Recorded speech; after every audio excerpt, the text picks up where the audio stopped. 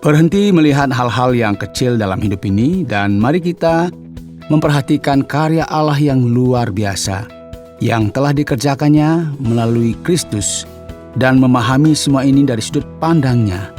Bukalah mata rohani Anda. Saudara pendengar, bersama dengan saya, Oti Priambodo dalam program Jalan 66.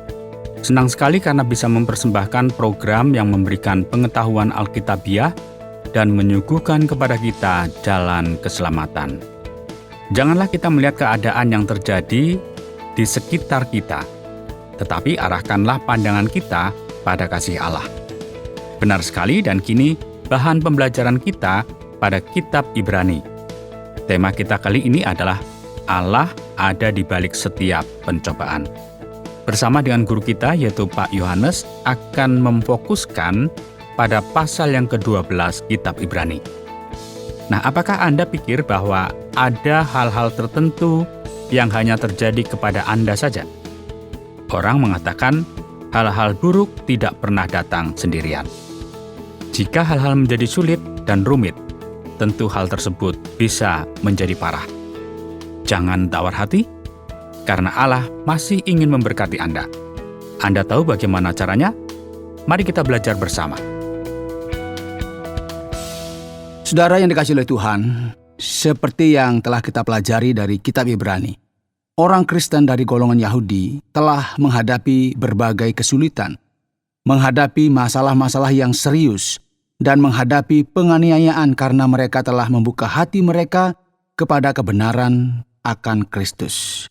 Dan ketika kita menghadapi kesulitan seperti ini, ketika masalah besar terjadi, dan itu ada di tengah-tengah kehidupan kita, dalam pikiran kita, apa yang biasanya terjadi? Kita biasanya mulai membayangkan bahwa kita menghadapi masalah yang sulit dan keras karena kita ada pada jalur yang salah, atau karena kita dihukum oleh Allah atas sesuatu yang kita lakukan, yaitu sesuatu yang sangat salah. Jadi ada perasaan bersalah. Dalam pasal 12 dari kitab Ibrani, kita akan melihat dengan jelas bahwa segala sesuatu yang terjadi akan dijelaskan. Dan kita akan mengerti apa yang terjadi sebenarnya. Mari kita mulai dari ayat yang pertama karena kita mempunyai banyak saksi. Bagaikan awan yang mengelilingi kita, marilah kita menanggalkan semua beban dan dosa yang begitu merintangi kita, dan berlomba dengan tekun dalam perlombaan yang diwajibkan bagi kita. Saudara, referensi mengenai awan yang merupakan saksi-saksi adalah referensi dari orang-orang beriman, sebagaimana yang telah dituliskan di pasal 11. Sebagaimana yang bisa kita katakan yang memberikan semangat kepada kita di dalam menghadapi atau menjalani kehidupan, dan kita melakukan pertandingan yang diwajibkan bagi kita. Saudara, kita dikelilingi oleh mereka. Mereka adalah orang-orang yang setia dan berkemenangan. Jadi saudara, kita perlu melakukan hal yang sama. Mari kita melakukannya dengan mata yang tertuju kepada Yesus, yang memimpin kita dalam iman, dan yang membawa iman kita itu kepada kesempurnaan, yang dengan mengabaikan kehinaan, tekun memikul salib ganti sukacita yang disediakan bagi Dia, yang sekarang duduk di sebelah kanan tahta Allah. Saudara, kita perlu mengarahkan pandangan kita kepada Yesus dan melihat teladannya. Kehidupan Anda sebagai orang Kristen haruslah sama dengan Tuhan Anda. Kita harus berjuang untuk menjadi seperti Dia. Ingatlah selalu akan Dia, yang tekun menanggung bantahan yang sehebat itu terhadap dirinya dari pihak orang-orang berdosa, supaya jangan kamu menjadi lemah dan putus asa. Dalam pergumulan kamu melawan dosa, kamu belum sampai mencucurkan darah. Ini merupakan sesuatu yang terjadi dengan Kristus. Dan sudah lupakah kamu akan nasihat yang berbicara kepada kamu seperti kepada anak-anak? Hai anak-anakku, janganlah anggap enteng didikan Tuhan, dan janganlah putus asa apabila engkau diperingatkannya. Karena Tuhan menghajar orang yang dikasihinya, dan Ia menyesah orang yang diakuinya sebagai anak. Jadi apa yang kita akan amati di sini dalam Amsal pasal 3 ini, penulis pada dasarnya berkata, perhatikanlah. Pencobaan yang engkau alami adalah sesuatu yang penting dan baik. yaitu bagaimana Tuhan mendisiplinkan kita. Alkitab mengatakan bahwa setiap anak memiliki kekurangannya masing-masing, namun mereka dikasihi oleh Bapanya. Benar ya? Sama halnya dengan Allah juga. Ia tidak mau kita menjadi bahagia sepintas saja. Allah menghadapkan kita dengan masalah yang sulit, membuat jalan yang kita tempuh seperti berat. Kenapa? Supaya kita belajar sesuatu yang sangat penting dari semua pengalaman hidup kita. Inilah mengapa perintah yang ada di sini adalah supaya kita tidak menjadi lemah dan tawar hati.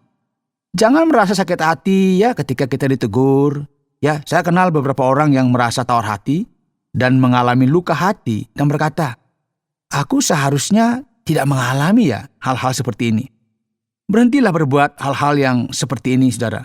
Allah mendisiplin kita bagi kebaikan kita. Banyak masalah yang kita hadapi, pencobaan yang Allah izinkan dalam kehidupan kita. Inilah mengapa perintah dalam kitab Ibrani sangat jelas. Jika kamu harus menanggung ganjaran, Allah memperlakukan kamu seperti anak.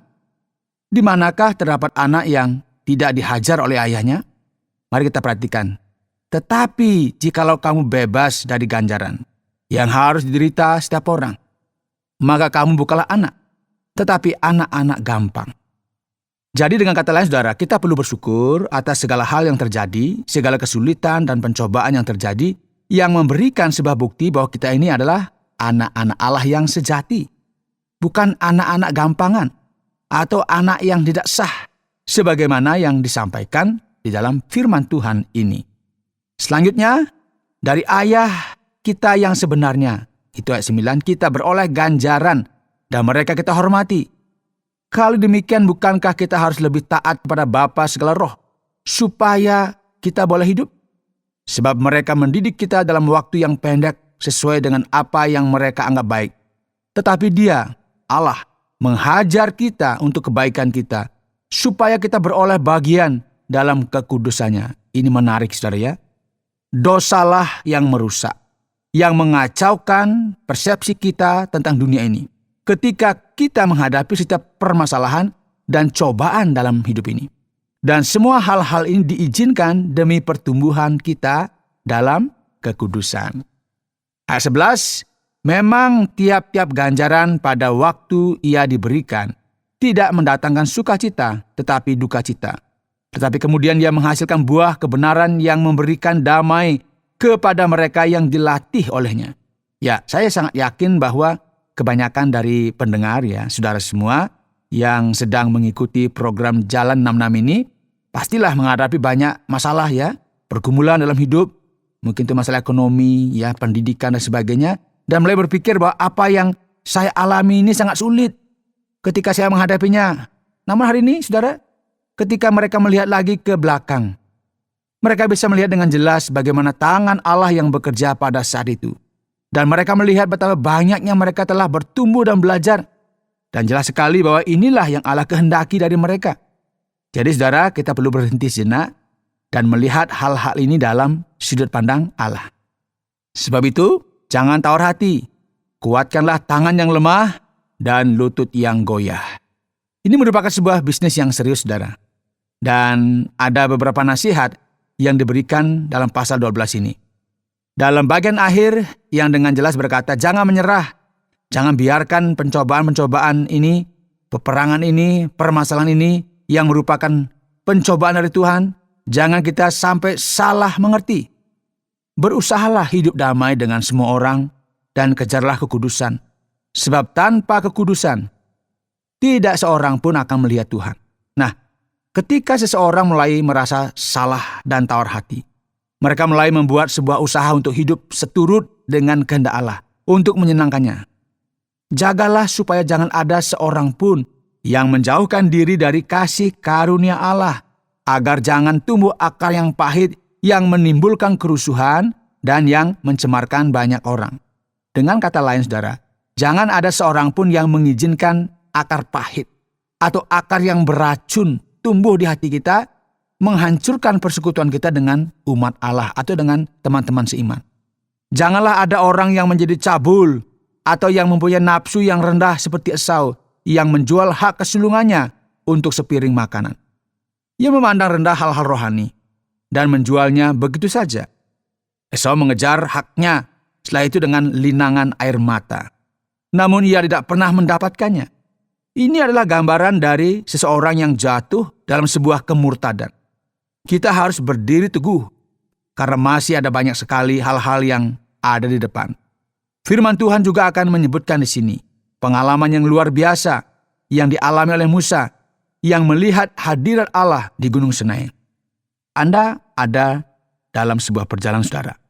Tetapi kamu sudah datang ke Bukit Sion, ke kota Allah yang hidup, Yerusalem surgawi, dan kepada beribu-ribu malaikat, suatu kumpulan yang meriah, dan kepada jemaat anak-anak sulung yang namanya terdaftar di sorga, dan kepada Allah yang menghakimi semua orang, dan kepada roh-roh orang-orang benar yang telah menjadi sempurna, dan kepada Yesus, pengantara perjanjian baru, dan kepada darah pemercikan yang berbicara lebih kuat daripada darah Habel. Dengan kata lain, berhentilah melihat hal-hal yang kecil dalam hidup ini. Mari kita memperhatikan karya Allah yang luar biasa yang telah dikerjakannya melalui Kristus dan memahami semua ini dari sudut pandang Allah. Bukalah mata rohani Anda. Singkirkanlah materialisme Anda yang murahan itu, yang tidak relevan, dan yang hanya ada di dalam permukaan saja. Dan pahamilah semua hal dari sudut pandang Allah.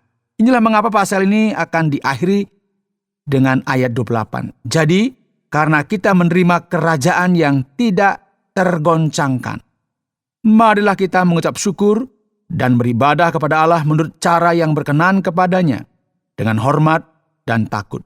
Sebab Allah kita adalah api yang menghanguskan. Tidak ada seorang pun yang bisa bermain-main dengan Allah. Allah adalah Allah yang sangat serius. Tujuan kita adalah untuk bertumbuh dalam hubungan kita dengan Allah, dalam kekudusan, dan tentu kita akan menghadapi banyak sekali masalah dan kesulitan. Namun jangan kita menjadi tawar hati, karena kita tahu bahwa Allah adalah Allah yang sempurna. Allah ada di balik semua ini. Ia adalah Allah yang mendisiplin Anda dan saya dalam hidup ini, dengan sebuah tujuan yang sangat indah, penuh dengan kasih, yaitu supaya kita semua belajar untuk bertumbuh sebagaimana mestinya, sama seperti seorang bapak mengasihi dan mendisiplin anak-anaknya. Jadi mari kita harus mengingat hal ini dan memandang segala sesuatunya dari kacamata Allah.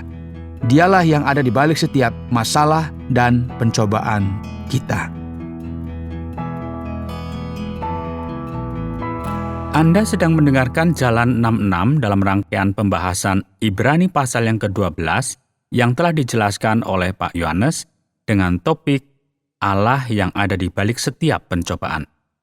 Baik Pak Yohanes, sekarang kita sampai kepada bagian tanya jawab dalam kitab Ibrani pasal yang ke-12. Kita telah berbicara mengenai banyak sekali saksi-saksi iman, baik itu pria maupun wanita. Dan sekarang, saya ingin mengajukan beberapa pertanyaan kepada Bapak. Apakah mereka semua ini menerima apa yang telah dijanjikan kepada mereka, Pak? Ataukah semuanya ini hanya sekedar janji dan kehendak baik saja? Ya Pak Oti, jika kita memperhatikan ayat 33 dari pasal 11, jelas sekali dikatakan bahwa mereka menerima apa yang dijanjikan. Namun dalam ayat 39 dikatakan bahwa mereka tidak menerima apa yang telah dijanjikan itu. Nah, kedua ayat ini sebenarnya sedang berbicara mengenai dua hal yang berbeda. Janji apakah yang dijanjikan kepada mereka yang mereka terima? Adalah janji yang secara spesifik Allah janjikan kepada mereka. Misalnya Abraham telah menerima penggenapan dari janji yang Allah berikan dan istrinya telah melahirkan seorang anak. Meskipun secara logika seharusnya sudah tidak mampu lagi melahirkan. Kita tahu bahwa Rahab menerima penggenapan dari janji yang diberikan kepadanya, dan ia tidak dibunuh. Ini adalah janji-janji yang secara spesifik digenapi. Tidak ada satupun dari mereka yang sebenarnya menerima janji yang luar biasa dalam kehidupan mereka, yang merupakan penggenapan dari perjanjian lama dalam figur Kristus, yang membawa sebuah kemungkinan bagi kita memiliki hubungan langsung kepada Allah melalui Kristus tanpa perlu adanya perantara. Nah, di sini Kita perlu melihat perbedaan ya dari janji-janji yang umum dan janji-janji yang digenapi di dalam Kristus Yesus. Ini yang sebenarnya yang disampaikan di dalam kitab Ibrani. Benar sekali Pak Yohanes. Sekarang kalau kita perhatikan pada pasal yang ke-12 dari kitab Ibrani, dan tema kita hari ini adalah Allah yang ada di balik segala pencobaan. Jadi Pak Yohanes, apakah ini berarti bahwa setiap masalah yang terjadi kepada kita disebabkan oleh karena Allah, sebagai hasil dari bagaimana Allah ingin mendisiplinkan kita atau sesuatu yang mungkin Allah punya rencana tersendiri? Ya, kita perlu berhati-hati dengan hal ini ya. Apa yang sebenarnya disampaikan firman Tuhan kepada kita. Dikatakan bahwa orang-orang Ibrani ini menghadapi kesulitan karena mereka telah membuka hatinya bagi Kristus. Mereka menghadapi masalah sebagai orang Kristen, dan sebagai akibatnya mereka menghadapi banyak pencobaan. Namun hal ini tidak berarti bahwa setiap masalah yang terjadi dalam kehidupan kita secara langsung adalah hasil dari didikan Allah bagi kita. Tidak seperti itu ya. Penting sekali bagi kita memahami hal ini. Mengapa? Karena misalnya, saya lupa nih bayar tagihan listrik di rumah dan PLN memutus sambungan listrik saya. Sekarang saya ngomong, saya menderita penganiayaan, saya dihukum oleh Tuhan. Tidak saudara, tidak seperti itu ya. Kita menerima hasil yang jelas atas ketidaksesuaian sikap kita, karena kesalahan kita ya. Jadi kita juga menghadapi pencobaan yang merupakan kecenderungan kepada hal-hal yang salah.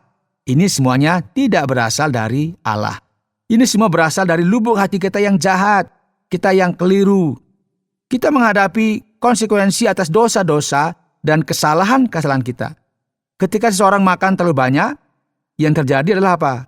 Bisa sakit perut. Ini tidak berasal dari Allah atau si jahat, ataupun dari orang lain. Namun ini karena apa? Ya karena kita rakus. Jadi jangan menyalahkan Allah atau menyalahkan orang lain, dan mungkin juga menyalahkan setan ya. Atau mungkin ini adalah masalah sambalnya, begitu Pak? Ya betul ya. Mungkin saja ya masalahnya sambal ya, atau kebanyakan sambal sehingga kita sakit perut begitu ya. Ya, kita menghadapi cobaan yang merupakan ujian dan pergumulan yang Allah izinkan supaya kita belajar dan bertumbuh dalam iman. Jadi kita perlu menghadapi sebuah disiplin yang berasal dari Allah ketika kita menyimpang dari jalannya atau mulai mendengarkan arahan yang berbahaya dan problematis, dan Allah memberikan kepada kita sebuah keadaan yang berlawanan. Atau bahkan sebuah keadaan yang akan menarik perhatian kita, yang mengarahkan kita kembali kepada jalan yang benar. Jadi penting sekali bagi kita memahami firman Tuhan dan belajar untuk tidak menyalahkan Allah atas segala tindakan yang kita tidak pikirkan dengan baik, segala hal yang salah yang telah kita lakukan. Khususnya karena ada banyak hal yang kita tuai, adalah apa yang telah kita tabur, begitu? Tepat sekali Pak Oti, tepat. Seperti itu kira-kira ya. Baiklah Pak Yohanes, jadi sekarang mari kita kembali kepada pasal yang ke-12, kitab Ibrani ini. Saya pikir bahwa sebuah ayat di sini bisa menjadi sesuatu yang sedikit modern begitu. Senyumlah, kamu sedang direkam. Saya kurang paham Pak. Apa yang dimaksudkan dengan awan yang mengelilingi kita sebagai saksi ini? Apakah orang-orang ini senantiasa mengawasi kita setiap waktu? Bagaimana segala hal yang terjadi dalam Ibrani kalau kita perhatikan pada pasal yang ke-12 ini bekerja? Ya Pak Oti, ini merupakan sesuatu yang menarik ya. Setelah kita berbicara mengenai hal ini dalam pasal 11, kitab Ibrani menjelaskan bahwa kita ini dikelilingi saksi. Bagaikan awan yang mengelilingi kita, yaitu orang-orang yang mengawasi pertandingan yang diperuntukkan bagi kita. Nah, skenario ini sama seperti sebuah stadion kira-kira ya kalau kita bayangkan ya, di mana kita semua sedang berlari, dan ada kumpulan besar orang-orang yang memberikan semangat kepada kita. Inilah mengapa banyak dari para ahli berpendapat bahwa orang-orang dari masa lampau ini memiliki perhatian dan kesadaran akan apa yang terjadi di dunia ini, akan apa yang akan terjadi dengan kita. Beberapa orang bahkan berpendapat bahwa keadaan mereka sama seperti sekelompok supporter begitu ya, yang ada dalam masalah kita, memberikan semangat kepada kita. Mereka semua berharap bahwa kita sampai pada garis akhir, sampai ke tempat yang sama seperti yang telah mereka capai. Namun di sini kita harus hati-hati mengenai gagasan yang terjadi di masa lampau, yang merupakan gagasan yang sebenarnya tidak benar. Yaitu bahwa saksi-saksi seperti awan yang mengelilingi kita ini, yang menyaksikan pertandingan kita ini dalam kesetiaan ini, bahwa mereka bisa juga campur tangan dalam hal ini. Dan tidak hanya menonton dan memberikan semangat, namun mereka juga bisa menolong kita menghadapi masalah demi masalah yang kita alami. Ya, ini sesuatu yang rumit ya.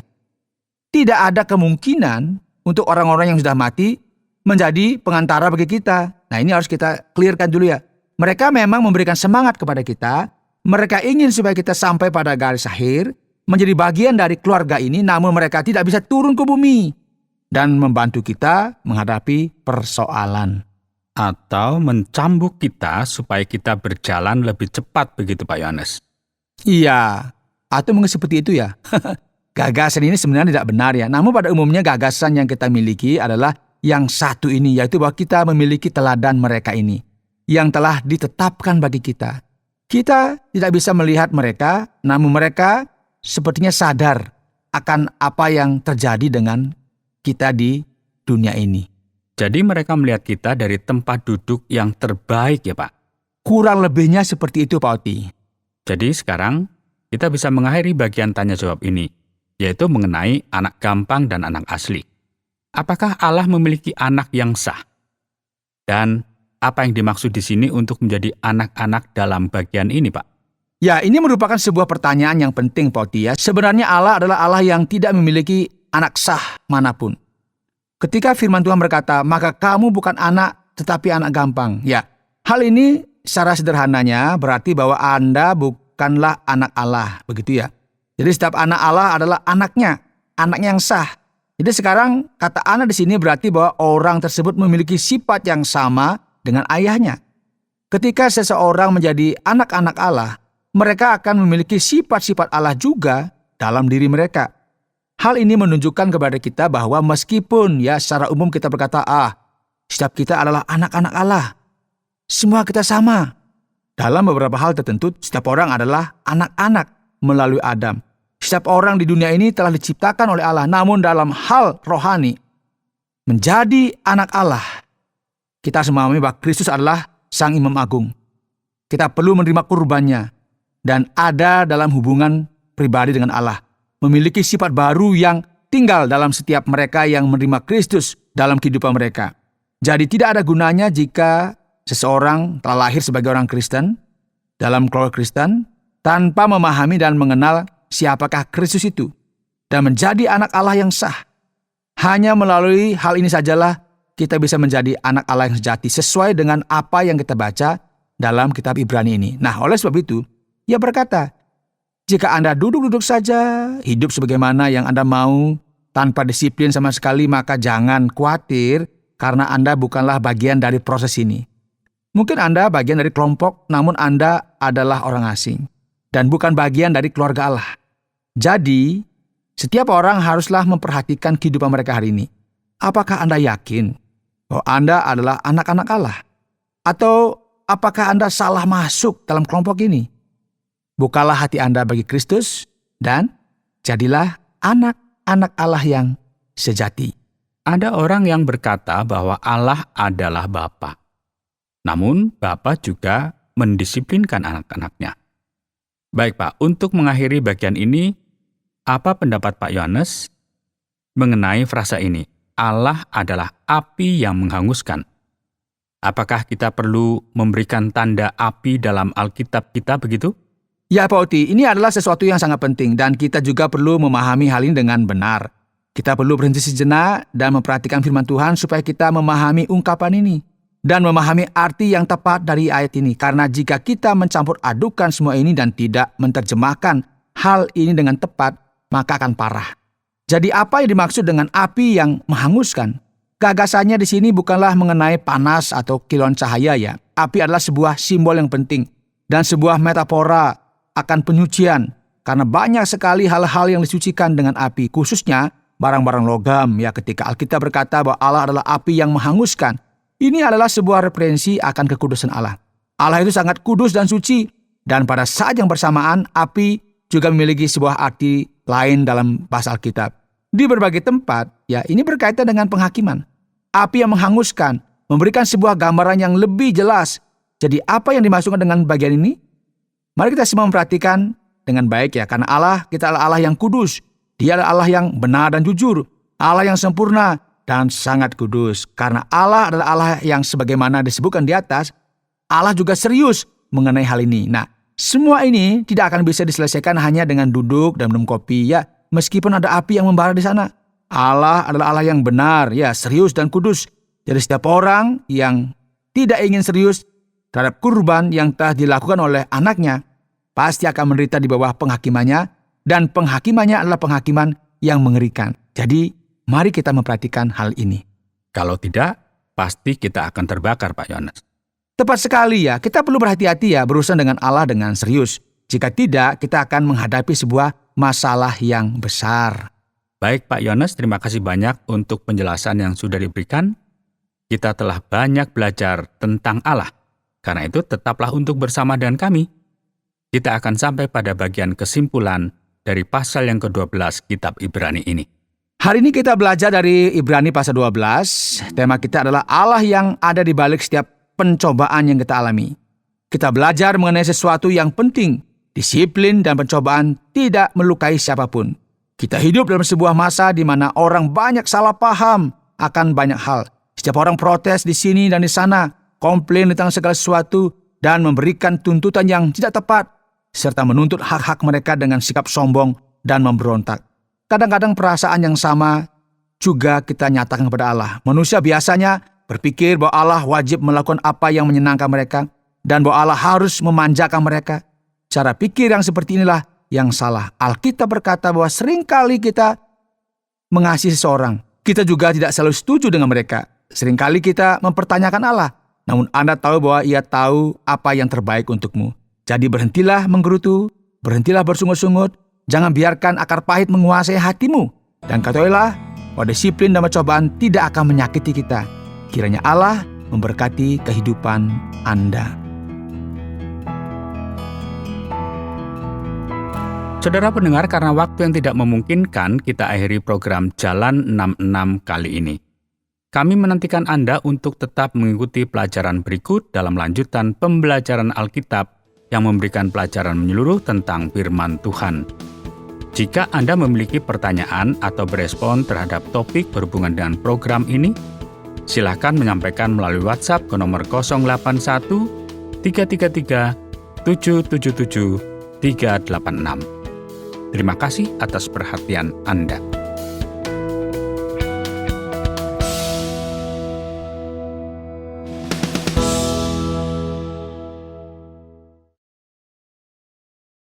Terima kasih Anda sudah mengikuti program kami. Jika Anda diberkati, jangan lupa like, komen, dan share supaya Anda tidak ketinggalan setiap program terbaru kami. Jangan lupa juga untuk subscribe channelnya dan nyalakan loncengnya. Jika Anda ingin mendukung pelayanan kami, bisa melalui rekening kami berikut ini atau menghubungi kami di sini.